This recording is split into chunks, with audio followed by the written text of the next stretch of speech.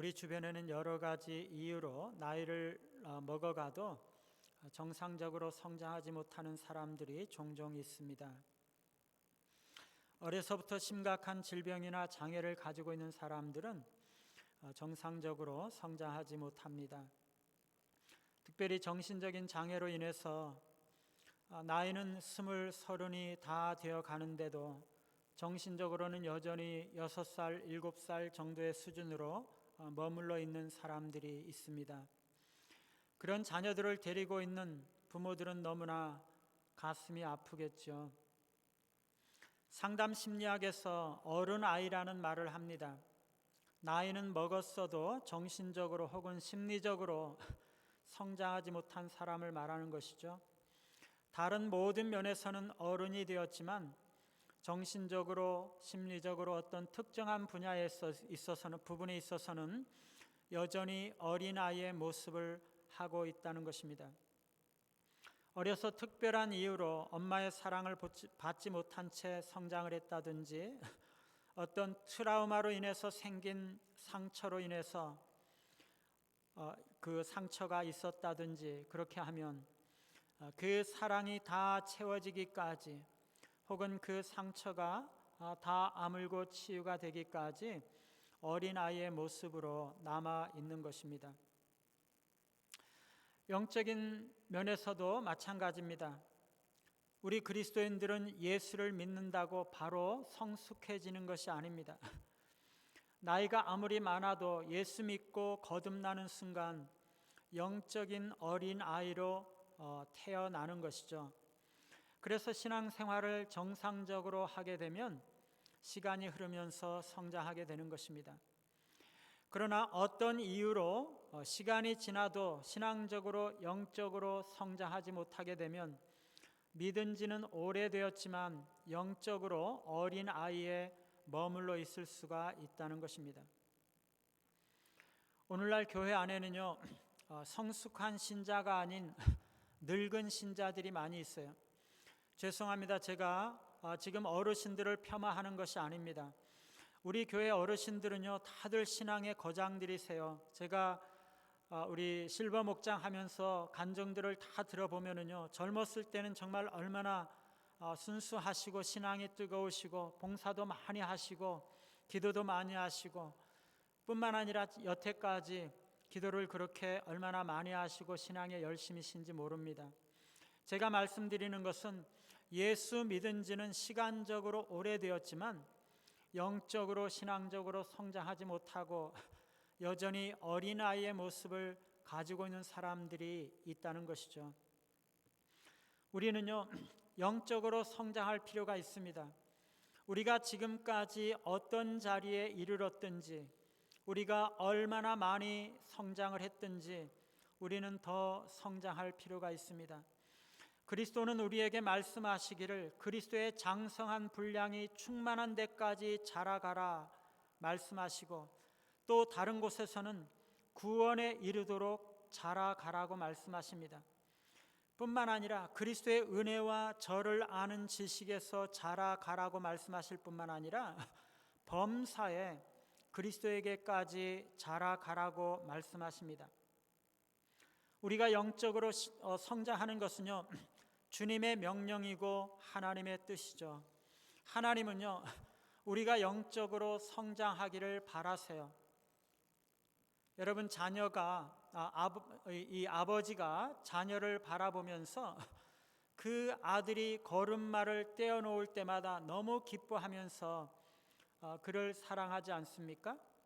마찬가지로 하나님은요, 우리가 영적인 걸음마를 할 때마다 박수 치시면서 소리를 지르시면서 기뻐하고 계시는 것입니다. 하나님은요, 우리가 성장하기를 너무나 고대하시고 기뻐하세요. 오늘 저는 무엇보다도 영적인 상태와 성장의 단계에 따라 세 종류의 사람들이 있음을 말씀을 드리고 두 번째로 영적 성장의 비결 혹은 원리에 대해서 말씀을 드리고자 합니다. 먼저 영적 상태와 성장의 단계에 따라 세 종류의 사람이 있다는 것입니다. 세 종류의 사람이 어떤 사람이냐? 첫째, 육에 속한 사람입니다. 고린도전서 2장 14절에 보면 육에 속한 사람은 하나님의 성령의 일을 받지 아니하나니 이는 그것들이 그에게 어리석게 보이며 또 그는 그것들을 알 수도 없나니 그러한 일은 영적으로 분별되기 때문이라, 이렇게 말씀합니다.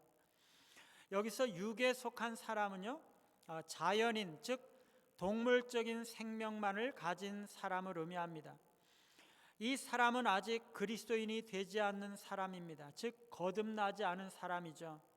그는 하나님의 성령의 일을 받지 않는다고 말씀하고 있습니다. 왜냐하면 성령의 일들은 어리석게 보이기 때문입니다. 성령의 일에 대해서는 알 수도 없습니다. 아무런 영적인 기초가 없기 때문이죠. 그래서 영적인 세계에 대해서는 알지도 못하고 받지도 못하는 것입니다. 왜냐하면 그들은 영적으로 죽은 자들이기 때문이죠. 여러분, 어항에 금붕어가 한 마리 있다고 합시다.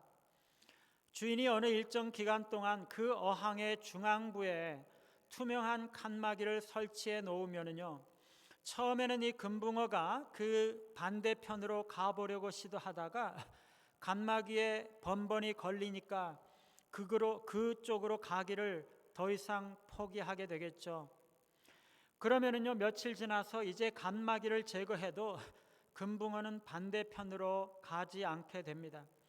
그쪽으로는 갈 수 없다는 것이 인식이 되고 학습이 되었기 때문이죠. 말하자면 이 금붕어에게는요, 자신의 세계는 반쪽 어항일 뿐일 것이라고 생각하는 거죠. 여러분, 불신자들은요, 우리가 살고 있는 세상의 저편에 하나님께서 살아계시고 하나님의 나라가 있다는 것을 보지 못하고 있습니다. 지금 그가 살고 있는 세상은요, 캄캄하고 다 죽은 세상입니다. 왜냐하면 그들은 하나님과 연결되어 있지 않고 하나님의 태양빛이 그곳으로 비치지 않기 때문이죠.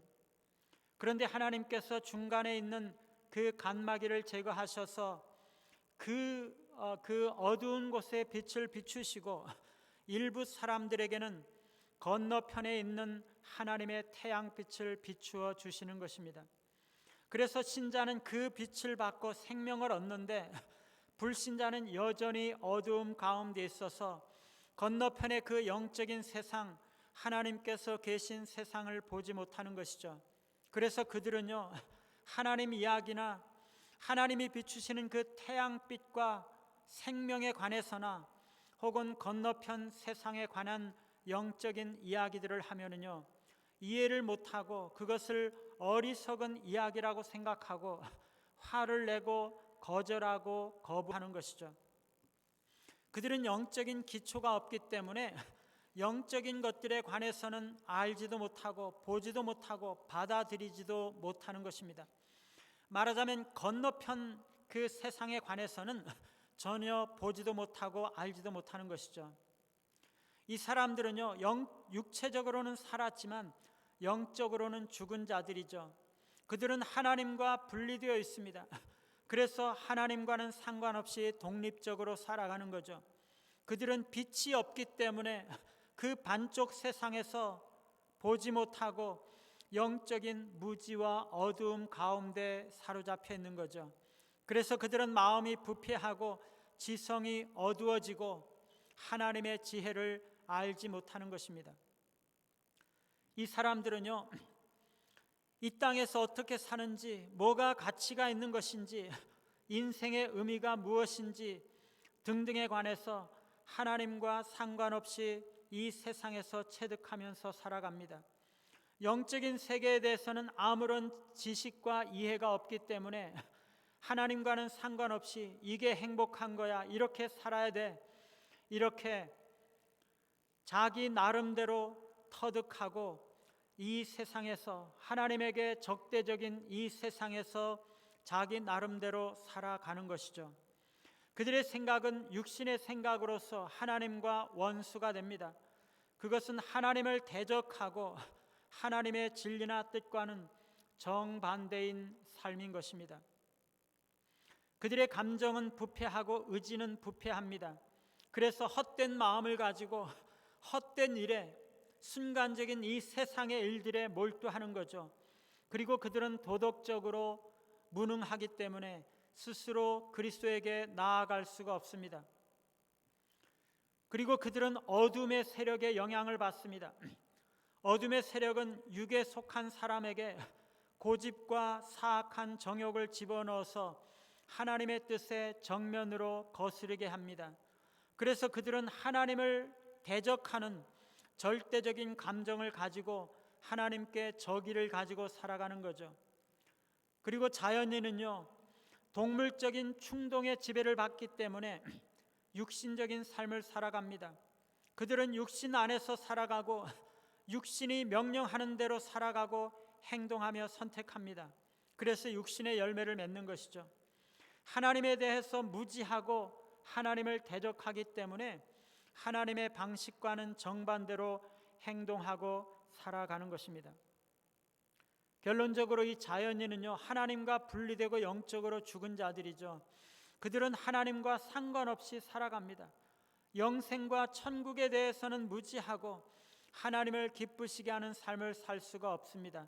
오직 동물적인 충동에 따라 행동하고 세상 풍조를 따라 살아가는 것입니다. 두 번째는요, 신령한 사람입니다.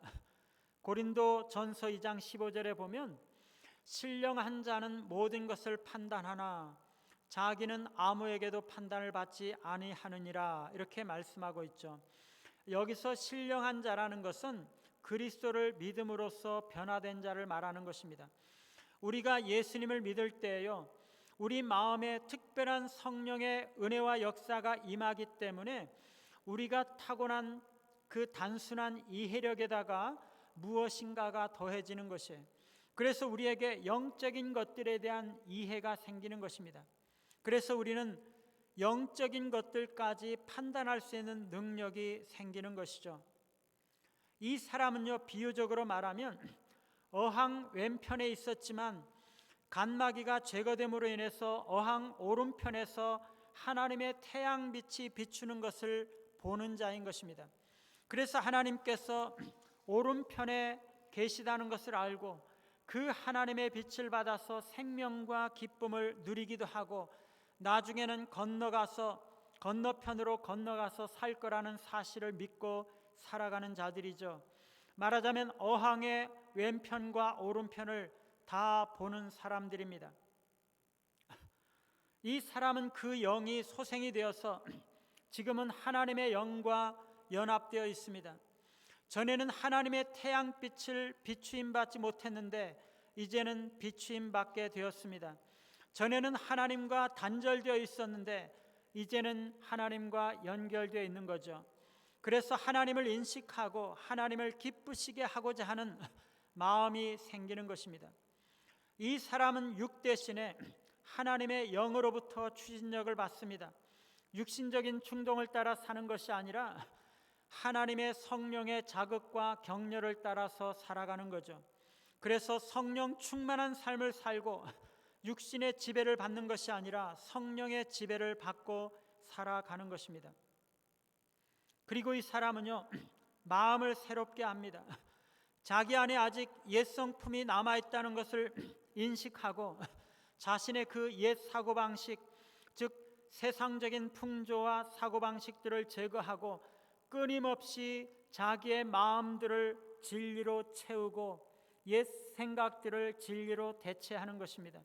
하나님의 말씀을 들을 때마다 자신을 비추어 보아서 회개하고 말씀대로 살고자 하는 것이죠.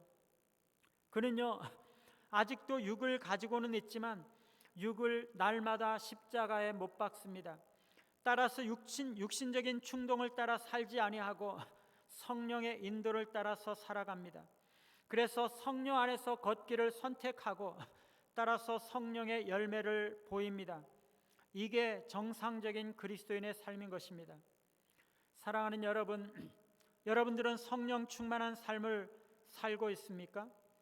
저편 세상이 있음을 보고 이 땅에 소망을 두고 사는 것이 아니라 하늘에 소망을 두고 세상적인 가치와 풍조에 따라 사는 것이 아니라 하나님 나라의 가치와 하나님의 말씀에 따라 살고 육신적인 충동에 따라 사는 것이 아니라 성령의 충동과 지배에 따라 날마다 순간마다 하나님과 동행하며 살아가고 계신가요?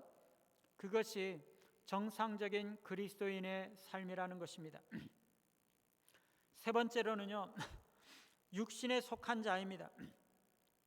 고린도전서 3장 1절에 보면은요, 신령한 자들과 육신에 속한 자를 대조하고 있죠. 여기서 신령한 자는요, 단지 예수님을 믿는 자를 말하는 것이 아니라 아주 탁월하게 신령한 자들을 말하는 것입니다. 반면에 육신에 속한 자는요, 그리스도 안에서 어린 아이들이라고 말하고 있습니다. 고린도전서 3장 3절에 보면은요, 고린도 교인들이 육신에 속한 자다 이렇게 말하고 있는데, 그것은 그들이 시기와 분쟁 가운데 있기 때문입니다. 여기서 육신에 속한 자라는 것은 육적인 충동에 속하고 육적인 충동에 따라 사는 자를 말하는 것이죠.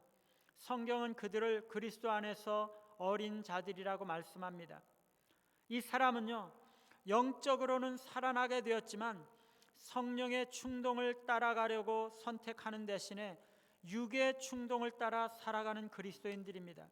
그는 자유롭게 성령을 따라 살 수 있지만 끊임없이 죄악된 본성의 충동을 선택하는 것이죠. 이 사람은요, 자기가 사는 세상의 건너편에서 빛이 비추이는 것을 보고 하나님을 믿고 건너편에도 세상이 있다는 것을 믿어요. 그런데 너무나 눈이 어둡기 때문에 건너편 세상을 분명하게 보지 못하고 하나님의 진리를 분명하게 알지 못하고 여전히 세상은 어두운 반쪽밖에 없는 것처럼 생각하고 자기가 과거에 살아왔던 그 방식대로 살아가는 것입니다. 따라서 이 사람은 육신적인 본능들과 충동들을 따라 살고자 하는 것입니다. 옛 사람과 똑같이 과거의 세상 속에서 배운 그대로 살아가는 것이죠.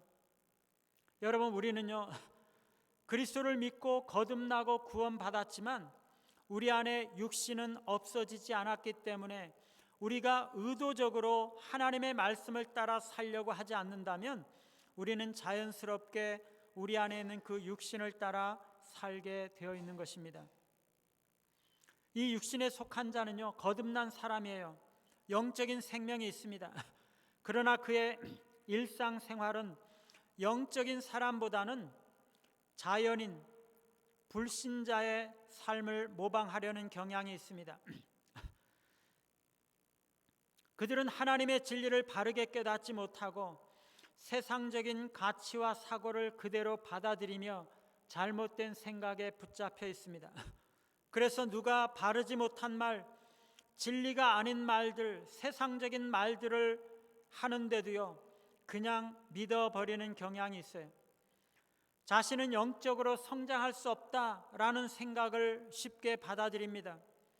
자신은 기도를 잘 못하는 사람이다, 그렇게 생각하고 기도하려고조차 하지도 않습니다. 그리스도 안에서 자신이 누구인지를 제대로 알지 못하고 충분히 이해하지 못하고 자존감이 낮기 때문에 다른 사람이 작은 실수를 해도 자기를 무시한다고 생각하고 쉽게 섭섭증에 걸리는 것입니다. 의지적으로는 그리스도 안에서의 자신의 정체성에 반해서 살아갑니다. 그리스도의 진리에 반대해서 살아가는 거죠.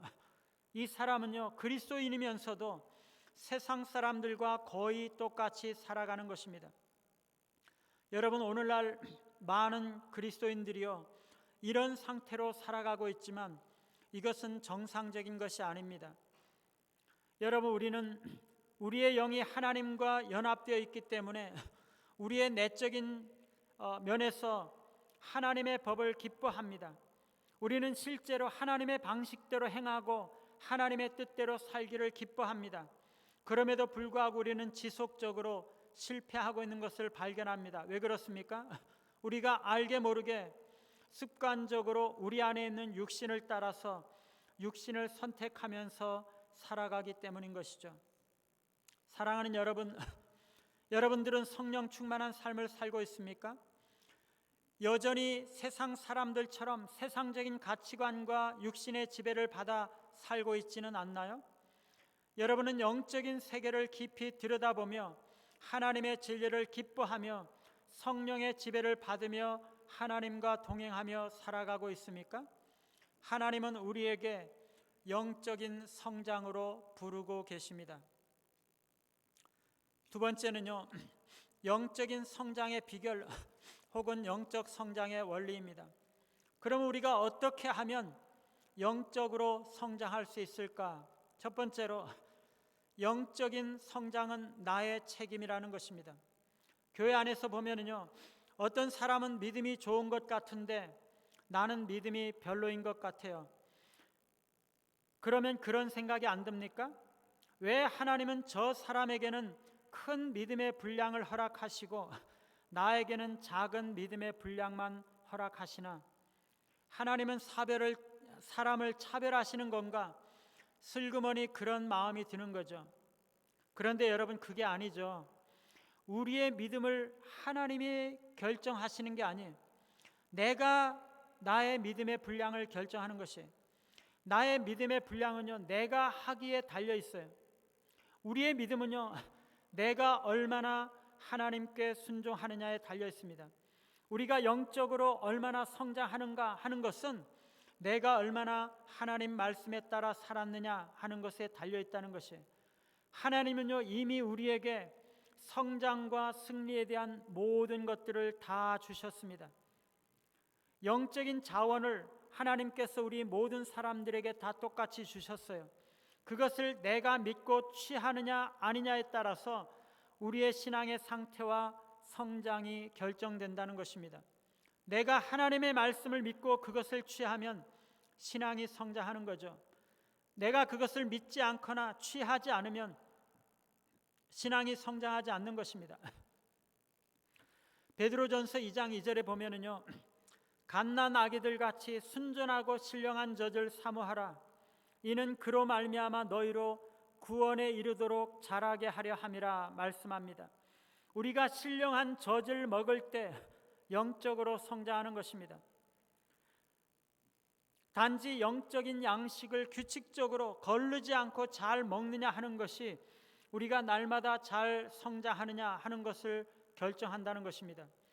말하자면 영적인 성장은요, 우리가 얼마나 열심히 성경을 읽고 얼마나 열심히 묵상하고 얼마나 열심히 말씀을 실천하느냐 하는 것에 달려 있다는 것입니다. 우리가 열심히 성경 보고 기도하고 열심히 예배드리고 그리고 내가 말씀 받은 대로 그리고 내가 은혜 받은 대로 살면, 단지 그렇게 하기만 한다면 우리의 신앙이 성장하는 것입니다. 하나님은요, 어떤 사람들에게는 큰 믿음을 주시고 어떤 사람들에게는 작은 믿음을 주시는 것이 아닙니다.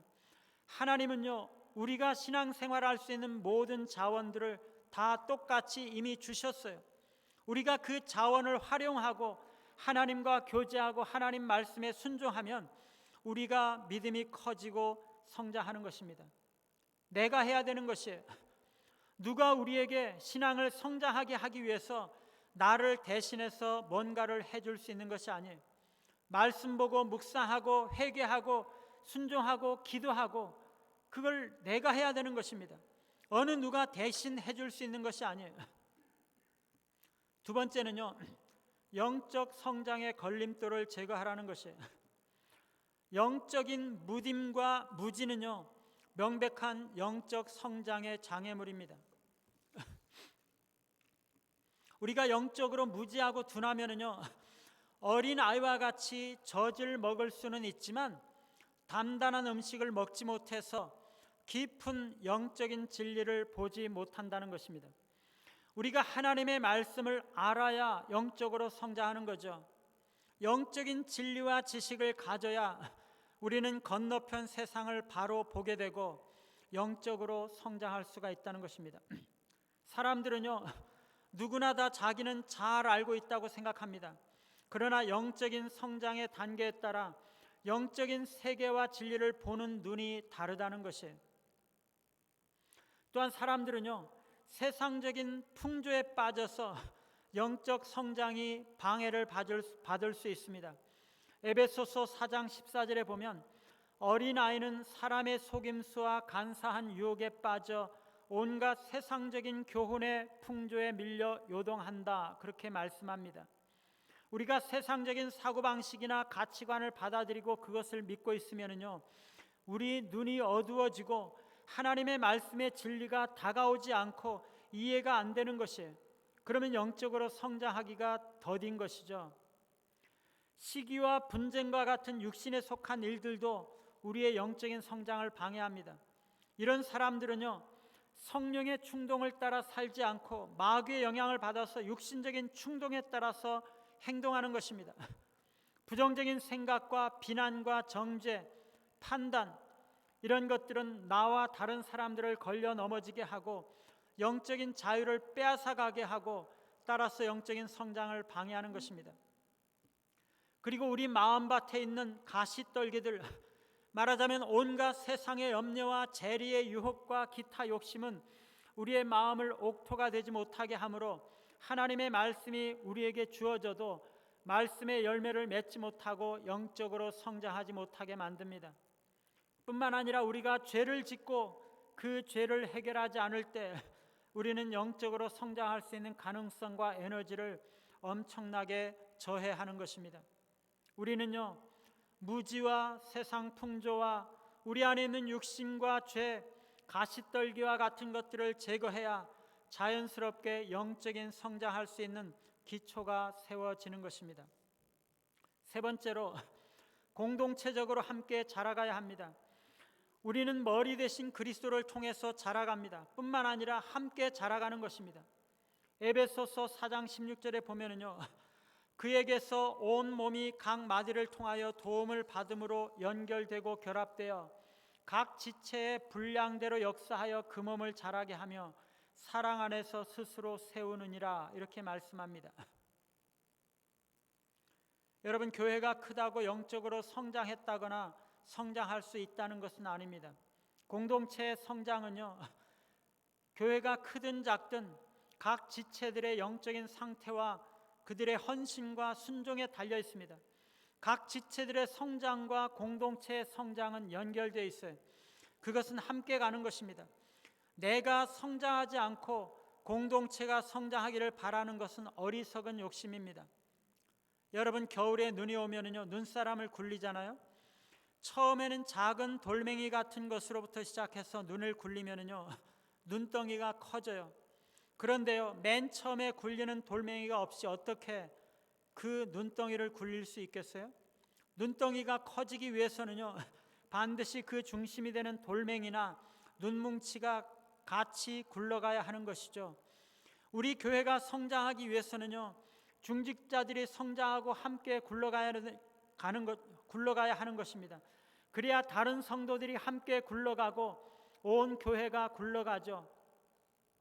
중직자들이 함께 성장하고 함께 굴러가야 전체 교회가 함께 굴러가고 함께 성장하는 것입니다. 교회가 함께 굴러가야 거기에 다른 사람들이 붙어서 함께 굴러가면서 불어나는 것입니다. 기존의 성도들이 성장하지 않고 헌신하지 않는데 교회가 성장하고 부흥할 것이라고 생각하는 것은 너무나 불합리한 기대와 욕심인 것이죠. 기존의 교인들인 우리가요, 영적으로 성장하기를 헌신하고 힘써야 하는 것입니다. 그래서 우리 모두가 성경 공부를 열심히 하려고 하고 기도를 열심히 하려고 하고 성경을 열심히 읽고 전도를 열심히 하려고 하고 예배를 진실되게 드리려고 하고, 그렇게 할 때 우리가 성장할 뿐만 아니라 교회가 성장하게 되는 것입니다. 하나님은요, 우리가 성장하기를 원하세요. 우리가 성장하기를 축복하시고 기대하세요. 우리가 가야 할 길이 멀지만은요, 우리가 조금만 더 헌신하고 노력할 때 하나님이 기뻐하시고 축복하시는 것입니다. 정말 어린아이와 같은 우리가 한 걸음 한 걸음 디딛는 것만 보셔도 하나님은 기뻐 박수를 치며 우리를 격려하는 것입니다. 여러분, 영적인 성장은 나의 책임이며 내 학위에 달렸다는 것을 알고 영적 성장의 걸림돌들을 제거하고 공동체적으로 함께 성장함으로써 우리 모두가 영적 성장의 아름다운 열매를 맺는 은혜가 우리 모두와 이 교회에 있기를 간절히 바랍니다. 우리 다 같이 찬송가 420장 1절과 2절 하시고 하나님 앞에 기도하는 시간 가지겠습니다.